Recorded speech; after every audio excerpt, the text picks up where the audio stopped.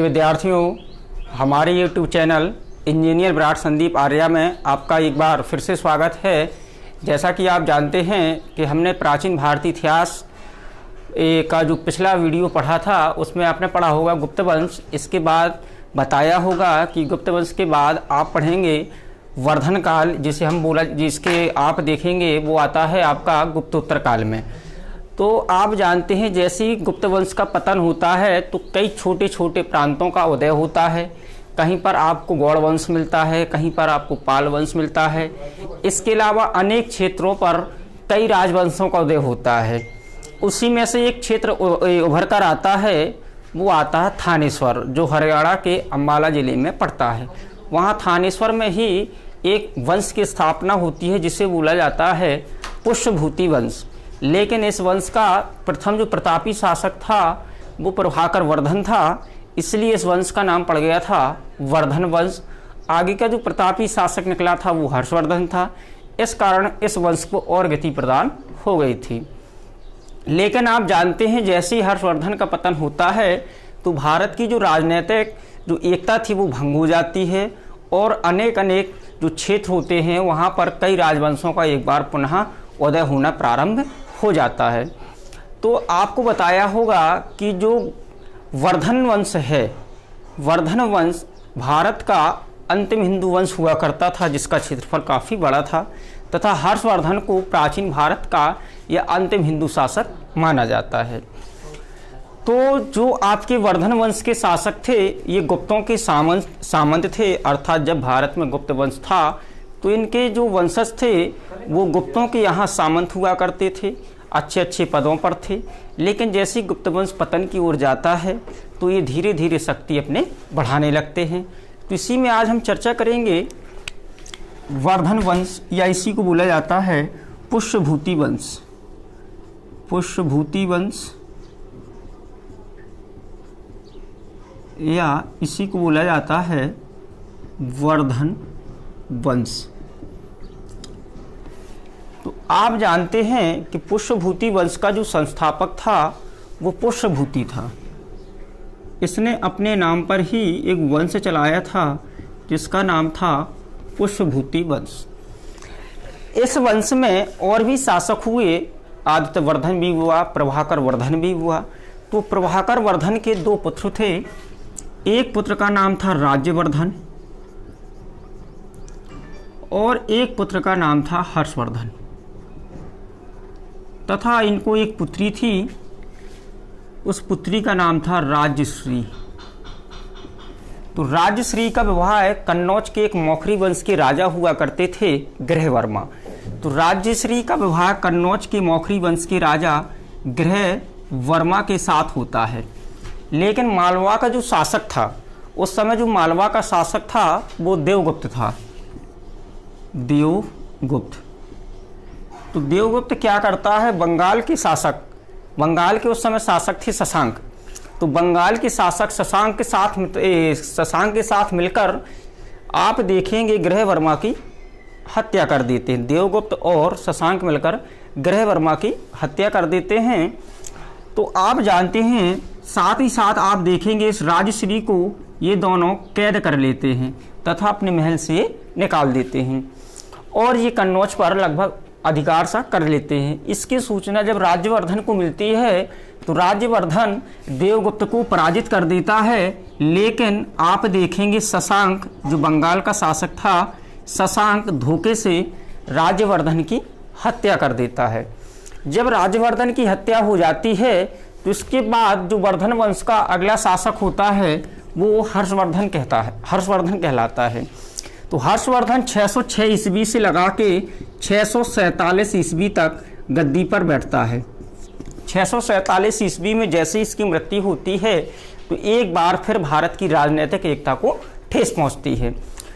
राज्यवर्धन की मृत्यु के बाद उसका जो छोटा भाई था हर्षवर्धन वो गद्दी पर बैठता है। गद्दी पर बैठ जाने के बाद उसका जो सबसे महत्वपूर्ण कार्य था वो ये था कि अपनी बहन राज्यश्री को ढूंढना तथा अपने भाई राज्यवर्धन की हत्या का बदला लेना। तो हर्षवर्धन क्या होता है, देवगुप्त को पराजित कर देता है, देवगुप्त को पराजित कर देता है और शशांक को भी पराजित करने के बाद आप देखेंगे कन्नौज पर वो अधिकार कर लेता है और उसने हर्षवर्धन ने अपनी राजधानी थानेश्वर से कन्नौज स्थानांतरित कर दी। आप देखेंगे हर्षवर्धन के शासनकाल में कन्नौज को नगर महोदय श्री के नाम से जाना जाता था। आपसे प्रश्न पूछता है कि नगर महोदय श्री के नाम से किस नगर को जाना जाता था, तो वो आपका कन्नौज था। कन्नौज को इत्र नगरी भी कहा जाता है। कभी कभी ये भी प्रश्न बनता है कि इत्र नगरी किसे कहा जाता है, तो कन्नौज को कहा जाता है। अब इसी में यदि आगे और चर्चा कर ले तो जो हर्षवर्धन था इसको ये लगता था कि अब अपना जो विस्तार है मैं अपने क्षेत्र का वो दक्षिण भारत में कर लूं। तो दक्षिण भारत में आप जानते हैं कि गुजरात में एक चालुक्य वंश हुआ करता था। चालुक्य वंश के शासक हुआ करते थे पुलिकेशी द्वितीय, जैसा कि मैं इसमें लिख दूं पुलिकेशी द्वितीय। पुलिकेशी द्वितीय ये चालुक्य वंश का शासक था, चालुक्य वंश।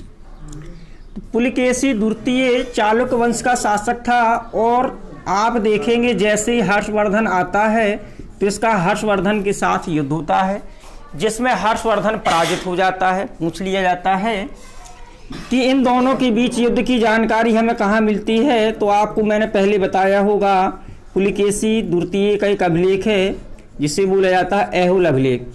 ऐहोल अभिलेख से जानकारी मिलती है कि हर्षवर्धन को पुलिकेशी द्वितीय ने नर्मदा नदी के तट पर पराजित कर दिया था। नदी का नाम भी पूछ लिया जाता है कि वह कौन नदी थी, तो नर्मदा। नर्मदा नदी के तट पर पुलिकेशी द्वितीय हर्षवर्धन को पराजित कर देता है। अगला प्रश्न निकल के क्या आता है, अगला प्रश्न निकलता है कि जो चीनी यात्री था, चीनी यात्री हेनसांग किसके शासनकाल में भारत आया, तो चीनी यात्री जो हेनसांग था, हेनसांग ये हर्षवर्धन के शासनकाल में इसने कन्नौज की यात्रा की थी तथा इसने नालंदा विश्वविद्यालय में शिक्षा प्राप्त की थी। उस समय आप देखेंगे जो इसके आचार्य थे वो शीलभद्र थे। हर्षवर्धन के आप देखेंगे हर्षवर्धन बुद्ध शाक के नाम से भी जाना जाता है। बुद्ध शाक यदि आ जाए कि हर्षवर्धन को किस नाम से जानते तो बुद्ध शाक के नाम से भी जाना जाता है। हेनसांग के भी कई नाम है, इसे युआन च्वांग भी कहते हैं। युआन च्वांग यात्रियों का राजकुमार, यदि आपसे कह दिया जाए यात्रियों का राजकुमार किससे कहा गया, तो वो कहा गया था हेनसांग को। इसके अलावा आप जानते हैं हेनसांग का जो अगला नाम है वो ये आता है प्रिंस ऑफ पिलग्रिम्स। ये भी आता है कि प्रिंस ऑफ पिलग्रिम्स किसे कहा गया, तो प्रिंस ऑफ पिलग्रिम्स भी हेनसांग को ही कहा जाता है। हेनसांग आप देखेंगे हर्षवर्धन के शासनकाल में भारत आया और हर्षवर्धन ने जब 5वीं बौद्ध संगीति का आयोजन कन्नौज में करवाया तो उसका जो अध्यक्ष बनाया था वो हेनसांग को बनाया था।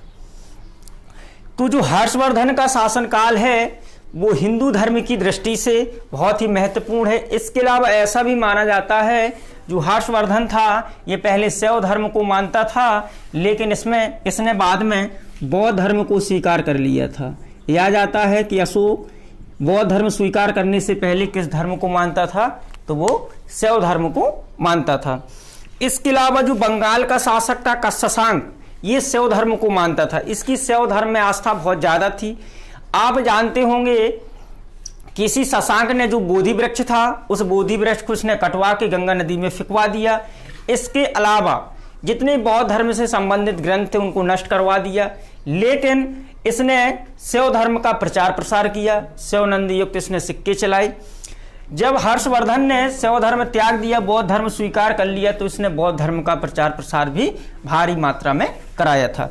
इसके अलावा हर्षवर्धन के जो दरबारी कवि थे वो बाण भट्ट थे। बाण भट्ट जिन्होंने हर्षचरित और कादम्बरी नामक 2 किताबें लिखी। हमारा हर्षवर्धन का काल है, माना जाता है कि हर्षवर्धन अंतिम हिंदू शासक था। इसके बाद ये अंतिम हिंदू शासक होने के बाद भी इसने राजनीतिक एकता स्थापित की, लेकिन इसकी मृत्यु हो जाने के बाद कई क्षेत्रों में अलग अलग वंशों का उदय हुआ। जैसे आप बंगाल बिहार में पढ़ेंगे पाल वंश पढ़ेंगे, इसके अलावा आप उत्तर भारत पढ़ेंगे अलग, दक्षिण भारत में अलग पढ़ेंगे। तो कुल मिलाकर अनेक वंशों का अनेक क्षेत्रों पर उदय हुआ। तो अब जो हमारा जो प्राचीन भारत है वो लगभग यहाँ समाप्त हो जाता है, लेकिन इसका जो कुछ हिस्सा है वो नेक्स्ट वाले वीडियो में हम पढ़ेंगे। आज हम थोड़ा जीके को और आगे बढ़ाते हुए आज हम थोड़ी दिवस पर चर्चा करेंगे। तो मैंने बताया कि दिवस हमें एक दिन में 2 माह की याद करना है। आज जैसे हम दिवस प्रारंभ करेंगे तो आज हम जनवरी का और फरवरी का पढ़ेंगे। तो जनवरी में मुख्यतः आप अपनी किताब से भी देख सकते हैं, जो करंट में आ रहे हैं दिवस वो भी आप पढ़ सकते हैं, लेकिन कुछ दिवस ऐसे होते हैं जो महत्वपूर्ण होते हैं, जो 90% आने की उम्मीद होती है। जैसे आज यदि हम जनवरी माह पर चर्चा करें तो जनवरी माह में आप पढ़ेंगे सबसे पहले 9 जनवरी का। 9 जनवरी को होता है प्रवासी दिवस, क्योंकि आप जानते हैं कि 9 जनवरी 1915 को गांधी जी साउथ अफ्रीका से इंडिया वापस लौटे थे, इसलिए से प्रवासी दिवस के नाम से जब से हम याद करने लगे हैं 2002 से। इसके अलावा 12 जनवरी 1863 ईस्वी को स्वामी विवेकानंद जी का जन्म हुआ था, इसलिए इन्हीं के जन्म दिवस पर हम 12 जनवरी को राष्ट्रीय युवा दिवस मनाते हैं।